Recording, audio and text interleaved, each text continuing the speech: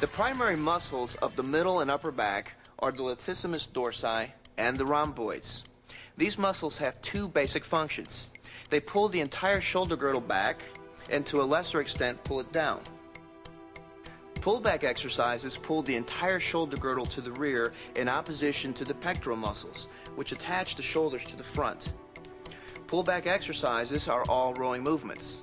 The shoulders start from a position in which they're shrugged fully forward. The pectoral muscles are squeezed and the back muscles are stretched. Now pull backwards against the resistance until the shoulders are as far to the rear as possible. The shoulder blades are almost touching. The primary muscles of the upper back are the latissimus dorsi, which extends, abducts, and rotates the arm medially, draws the shoulder downward and backward, and the rhomboideus major and minor, which draw the scapula medially toward the vertebral column. Pull-down exercises, such as chins or cable pull-downs, involve a more limited motion. At the start of the movement, the shoulder girdle is lifted upwards as if you're trying to touch your shoulders to your ears. You then pull down against resistance as far as you can in a reverse shrug motion, fully contracting your back muscles.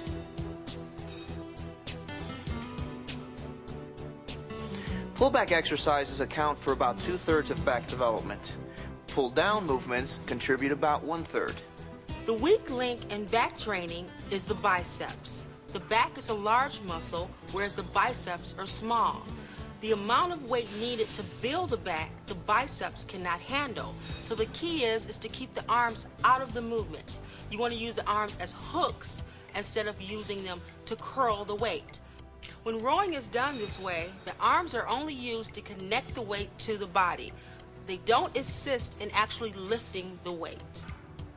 For the same reason, when you do a chin or a pull-down movement, you have to concentrate on doing most of the work with the lats, with the shoulders being pulled downward and the arms not bending much, but serving merely as hooks to connect you to the bar overhead.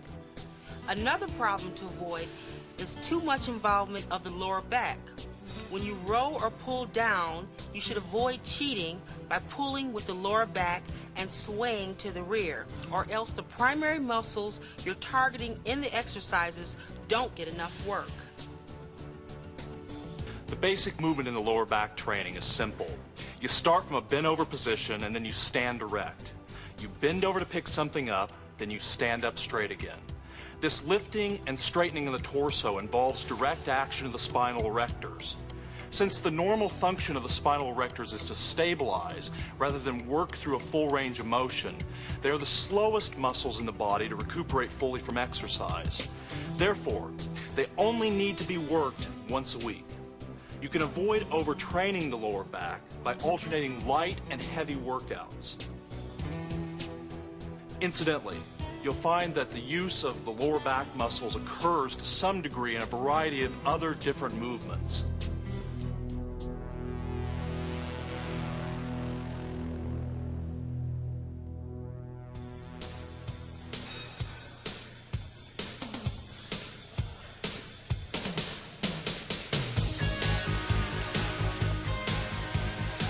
Bent-over rows are one of the best but most demanding mass builders for the back.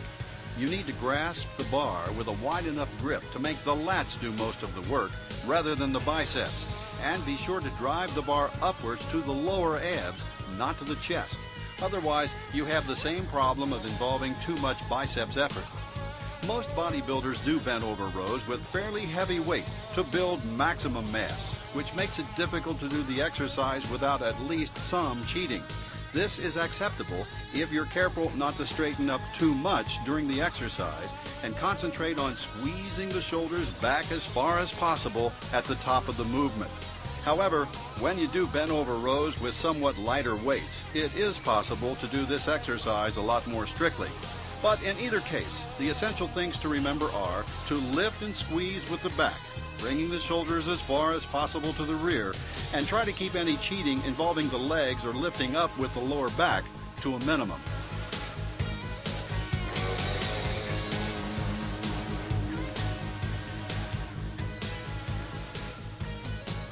T-bar rows are a stricter form of bent-over rowing. With this exercise, cheating is not recommended at all. Bend your knees, get yourself in as stable and grounded a position as possible. Then pull the weight up toward your chest, shrugging your shoulders back as far as possible to squeeze the back muscles together. Then let the shoulders come forward again and feel the big muscles of the back extend and stretch to the maximum.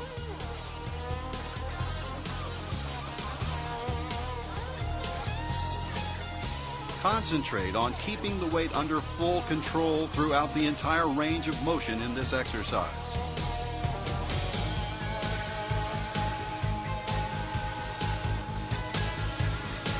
Again, concentration is the key.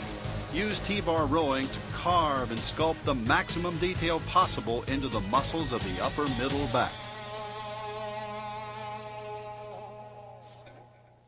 The T-bar for me is the bread and butter.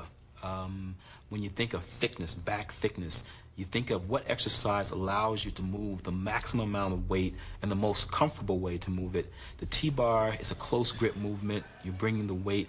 The upper back middle muscles are contracting maximally. There's no long stretch of the lat involved here, simply because you're concentrating on the upper middle. And that's the area of the back where a lot of activity can be developed in today's bodybuilders, which will give you that resemblance of Albert Beckles, for example, with that type of detail. You don't get that detail by doing one-arm rows. And a lot of young guys and professionals today are doing, sticking to the same regime. I like to now think that there's a little step to go beyond that, and you have to bring those secondary muscles into play. T-bar gives you mass and thickness, and that's what that section of my back training will always consist of.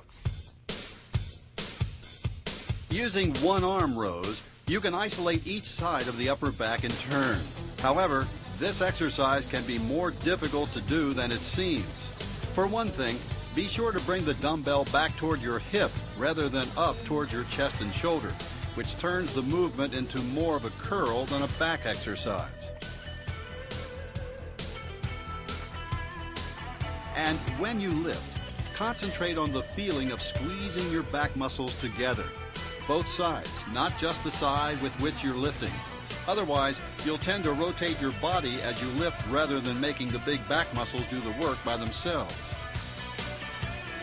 For maximum stability, try leaning with your free arm on a bench, weight rack, or some other support to keep your body steady and fully grounded throughout the movement.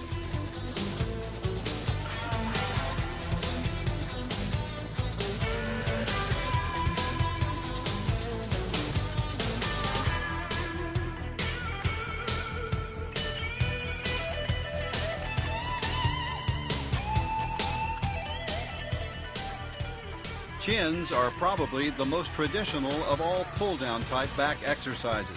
However, they can be very difficult because you are dealing with your entire body weight in this exercise, and women in particular have trouble starting out working against this much resistance. If chins are too tough for you at the beginning, try building up your strength with cable pull-downs, or have a workout partner hold on to your ankles to provide the lift you need to do your set of chins.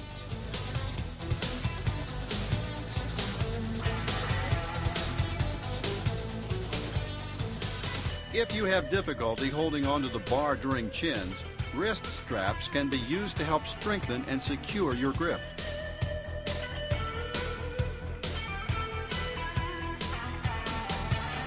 Chins can be done behind the neck, which is a very strict and demanding form of the exercise, or to the front, which is slightly easier since some of the pullback function of the back mixes in to help in the pull-down effort.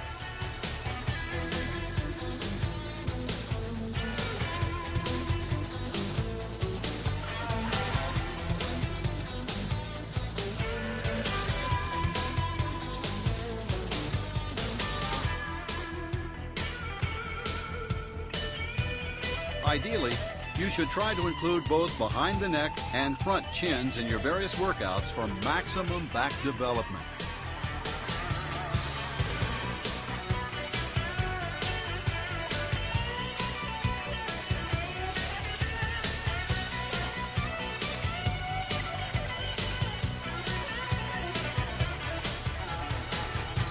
The most impressive thing to me is when a bodybuilder is standing on stage in the relaxed pose and they have the V taper from the lats down to a small waist and then their small hips, and then they come out with the balloon thighs.